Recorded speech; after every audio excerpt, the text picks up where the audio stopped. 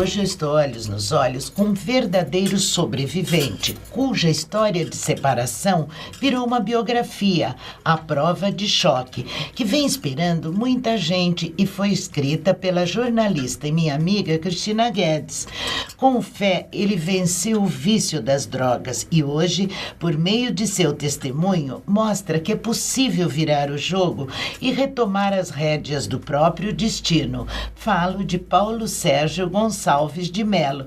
É um prazer recebê-lo aqui. Muito obrigado. Tive no lançamento do livro que a nossa amiga Cristina escreveu, bombou, sim, lotou. é verdade. Foi uma beleza. E aí, como eu falei, eu tenho certeza, você está servindo de exemplo para muita gente. Isso Bastante. É que é importante, né, Paulo Sérgio? Esse o mais importante disso tudo é a gente estar ajudando o próximo. Isso mesmo. Através desse livro também, que a gente foi atentando no decorrer do tempo, que é um livro de muita autoajuda. Autoajuda, é verdade. Não ficou muito até para a drogadição, mas também para as famílias, né? Sem dúvida. Para que as famílias tenham essa fé que a minha esposa teve. E é isso que eu quero começar a perguntar a você. Como você se viciou em drogas? Foi um processo rápido, ou foi lento e você foi viciando? Como é que aconteceu? O processo do vício foi rápido, né? Porque comecei a fumar maconha. Fumava maconha que nem um cigarro. Confeccionava, punha no bolso, que nem um pacotinho de cigarro mesmo. E dali você sabe que a maconha, você parte para outras drogas mais pesadas. Mas o meu início foi muito rápido, muito rápido. Até porque a gente diz o seguinte, hoje o importante é a família.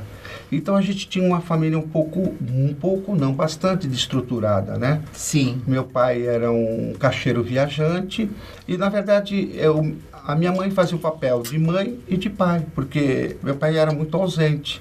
Então a gente saía para a rua, saía de manhã, voltava à noite, e assim foi a minha caminhada. Agora, eu digo assim, você já falou que foi um processo rápido, porque da maconha, normalmente, a pessoa que é viciada parte para drogas mais fortes, não é isso? Porque, assim, o meu processo, eu tinha um espelho. Meu pai era um alcoólatra. Sim.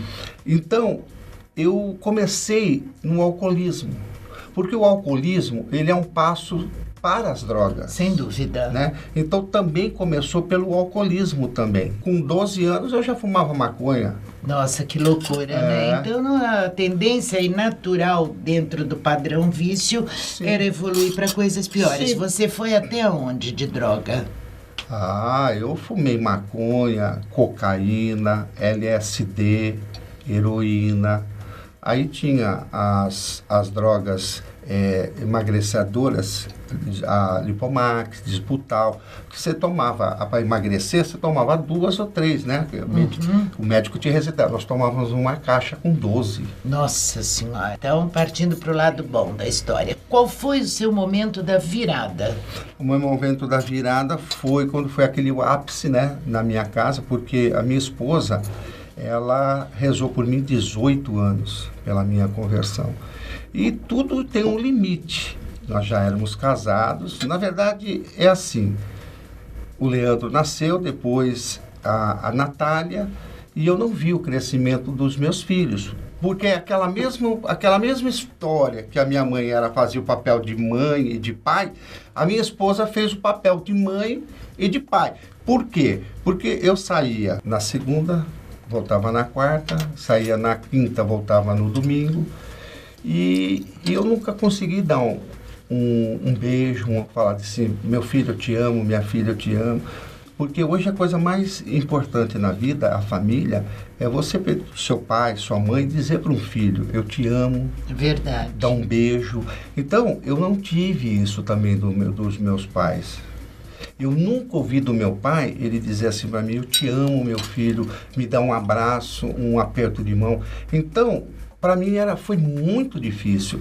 Imagina, você nunca teve um amor, nunca te deram um amor. E como é que você poderia retribuir isso, né? Então, isso foi um trabalho muito, muito longo mesmo. Eu avalio. Agora, como é que eu vou falar um pouquinho do teu livro. Como é que você conheceu a Cristina? Como surgiu a ideia de escrever esse livro? A Cristina, a gente diz que é coisa de Deus. Porque eu e minha esposa, nós rezávamos para que um dia a gente colocasse toda essa história tão bonita da nossa vida aberto, porque a nossa vida é um livro aberto. Sim. E de repente nós estávamos num jantar da paróquia São Judas Tadeu, e ali a Cristina e o marido estavam para chegar. E o padre Chico, na ocasião, nós trabalhávamos na paróquia. Ficamos trabalhando lá 15 anos. Hoje nós não estamos mais. E ele não podia mais ficar mais, porque ele já tinha uma idade, já estava tarde. Ele falou, Paulo, Vera, vocês fazem às vezes, vai chegar um casal, assim, você diga que eu precisei ir embora, vocês recepcionam eles. Não, tudo bem, padre, não tem problema nenhum. Ele acabou de sair, eles chegaram. Aí quando eu olhei, eu falei, bom, só pode ser eles, né? Se destacavam muito assim. Gente. Você é a Cristina? Então o padre pediu para você sentar aqui na nossa mesa. Tal. E assim, eles sentaram. E aí a gente foi conversando, trocando figurinha. Uma certa determinada hora, eu muito à vontade, porque eu sou muito comunicativo. Eu gosto muito de falar, né? Eu prego a palavra de Deus, né? Então, aí falei para ela, Cristina, olha isso, assim, assim. Ela falou, rapaz... Vou escrever o livro. Puxa vida, eu vou escrever o teu livro. Aí eu parei assim, cá comigo, né, dentro do meu coração. Falei, meu Deus, não é possível, né? Mas, né, eu quero o seu telefone de casa, o celular. Se ela fala, ela promete, ela cumpre. Eu não conhecia, né? Aí nasceu a prova de choque. Isso. E eu pergunto a você, o que é estar à prova de choque? A prova de choque é por tudo aquilo que eu passei na minha vida. Porque se hoje eu estou aqui conversando com você, diante dessas câmeras, é um milagre de Deus. Acredito. Porque por onde eu caminhei, por onde eu andei, por tudo que eu fiz na minha vida, não era para estar vivo. Eu posso dizer que eu sou um dos sobreviventes daquela época. Você viu que eu abri falando isso, né? Eu abri o quadro dizendo que você é um sobrevivente, porque eu vejo assim mesmo. Você tocou no assunto do padre Chiquinho, porque você já me falou do quanto a sua mulher, Vera, ajudou seus filhos também. Sim, sim. E o padre Chiquinho também teve uma influência. Ele teve uma grande influência, assim, na vida da Vera. Né? Eu não frequentava igreja. Sim. Eu não conhecia igreja, não conhecia nada, nada. Eu era um à toa da vida. Mas a Vera já tinha... A família da Vera já era uma família católica. O pai dela foi marista, imagina. Muito interessante. Um santista, Ela é santista. Quase foi padre, não foi porque conheceu a mãe dela, minha sogra, e não pôde ser. Mas a Vera era muito católica e frequentava muito a São Judas. E eu nem sabia o que era a igreja, nem sabia... Nem fé. Nada. Fé não passava na sua cabeça. Mas tem uma coisa, mas Deus me conhecia. Sabia que você era um homem bom, sim, de alma, de coração. Sim, ele me conhecia. Eu não o conhecia, mas ele me conhecia. E um belo dia a Vera foi conversar com ele e disse assim, padre, não tem espaço para nós dois. Aí ele perguntou para a Vera, por que, Vera? Ele te agride? Ele te bate? Não. Então, pega a tua cruz e siga. Aquilo deu um alavanque nela e assim ela conseguiu prosseguir toda a jornada. História de que Deus não dá o fardo maior do que se pode carregar. É verdade. Agora, assim, como é a sua fé hoje? Porque você já falou várias vezes em Deus. Nossa, a minha fé... Você é católico? Católico. A minha fé é estrondosa. Jesus me usa muito, muito. Desde a hora que eu acordo até a hora que eu vou dormir. A minha fé se tornou assim, ele me pegou de uma forma estrondosa. Eu digo que ele me pegou como aquela passagem de São Paulo. Quando São Paulo era Saulo, que ele caminhou para aquela estrada de Damasco, quando ali Jesus surgiu numa luz luminosa, estrondosa, cegou Saulo. Ali ele foi obrigado a ir se retirar para uma cidade, e ali ele ficou uns 3, 4 dias sem enxergar. Assim que ele abriu os olhos, ele já era Paulo. A minha história é igualzinha à passagem bíblica. Espetacular. Quando eu fui dormir, quando eu fui acordar, eu vi aquela luz estrondosa na minha frente. Era a luz do Espírito Santo, que me tomou de uma forma estrondosa e hoje eu tenho um amor muito grande, um carinho. Eu não brinco com as coisas de Deus porque eu conheço o poder de Deus, eu conheço a força de Deus que faz com o que Ele quiser com as pessoas. Basta aquela palavrinha muito pequenininha que é a fé. Você hoje tem algum medo? De nada. Nunca tive medo de nada. Eu sempre fui audacioso e sou audacioso até hoje. Agora, um assunto extremamente delicado. Como fica a questão da recaída? A recaída, ela nunca me recaiu. Porque da sua parte eu sei. Da minha parte. Por quê? Porque quando Jesus ele opera um milagre na pessoa, ele opera por inteiro. E eu vou lhe dizer mais um milagre que Jesus operou na minha vida. Porque eu não precisei de casas terapêuticas, fazenda, remédio, nada. Foi ação de Deus, não teve ação do homem.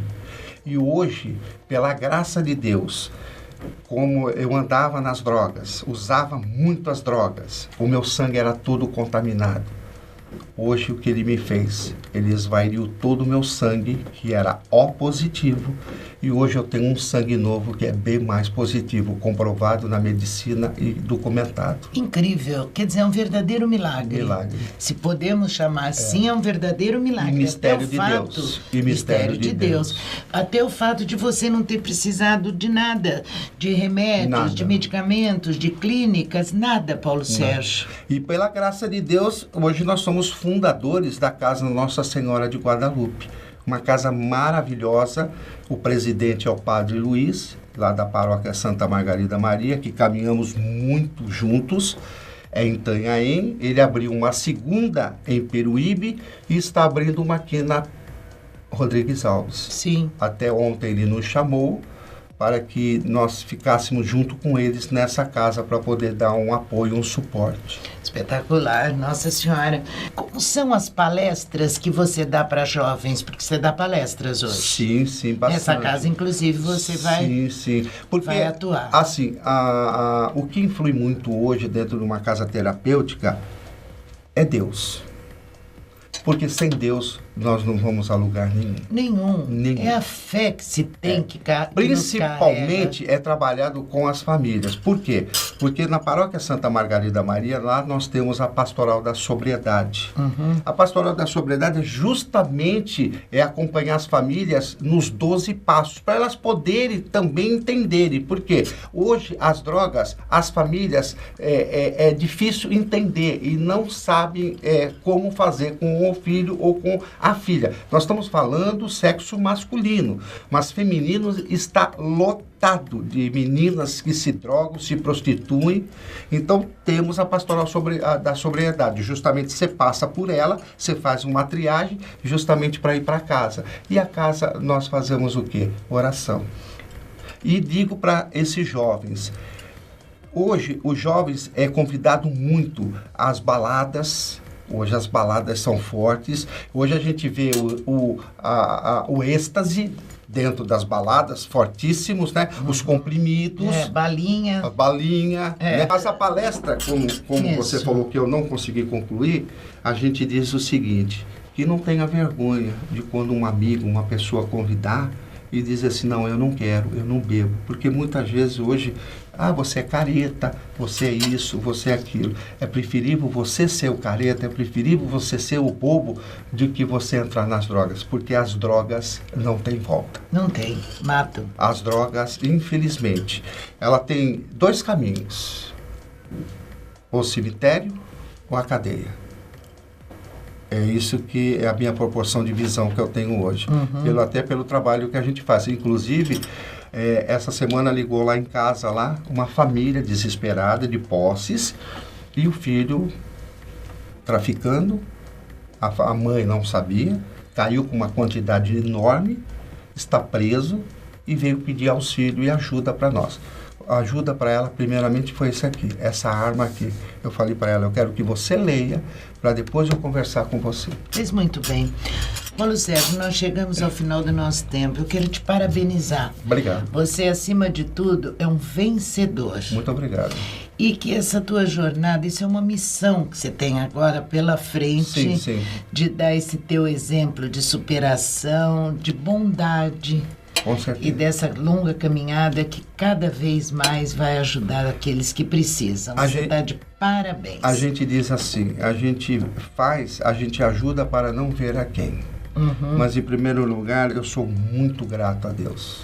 Parabéns, Obrigado. querido. Tudo de bom para você. JB, eu acabo de conversar com Paulo Sérgio Gonçalves de Mello, que é um exemplo de vida e de superação. Para você e para todos que ficaram conosco até agora, um beijo e até o próximo programa.